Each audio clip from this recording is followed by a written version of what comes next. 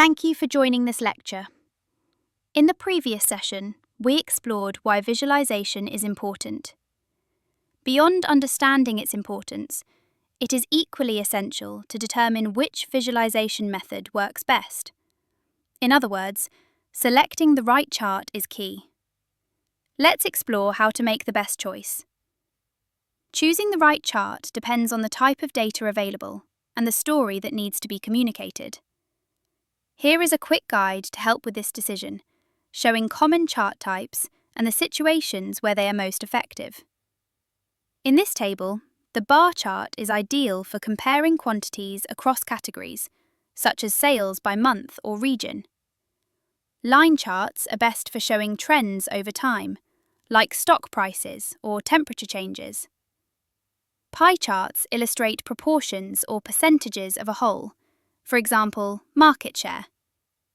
Histograms display the distribution of numerical data, such as test scores, while scatter plots reveal relationships or correlations between two variables. Area charts show cumulative totals over time, similar to line charts, and box plots highlight data spreads and identify outliers. Heat maps depict intensity or frequency across two dimensions, such as calendar heat maps. The suggestion is to create a visual comparison of these charts using the same dataset, allowing observation of how each chart type communicates a different story. Selecting Yes will display the visual comparison. The dataset being referenced is the same one used to generate the bar chart. Now, each chart has been generated. The scatter plot highlights individual data points, making it useful for identifying clusters or outliers, though it is less effective for showing trends over time. The next suggestion is to explore more advanced visualizations, such as heat maps, box plots, or interactive dashboards.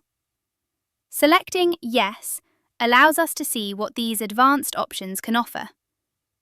Here we have a heat map, a box plot for monthly sales, and an interactive dashboard preview for the line chart.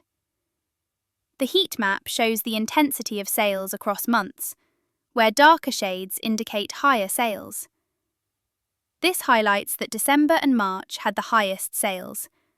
Toward the end of the year, October, November, December, sales are significantly high, making it easy to spot seasonal peaks at a glance.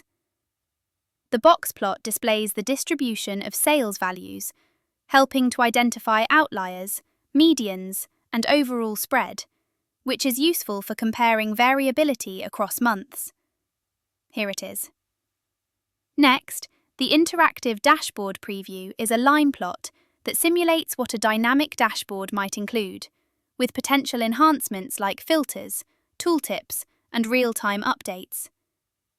It resembles what you might see in Power BI or Tableau. This demonstrates that from a single dataset, multiple charts can be created, each providing different insights purely through visuals. This example clearly shows why selecting the appropriate chart is crucial. Using the wrong chart might not provide enough insight to support informed decision-making. That is why choosing the right chart is so important.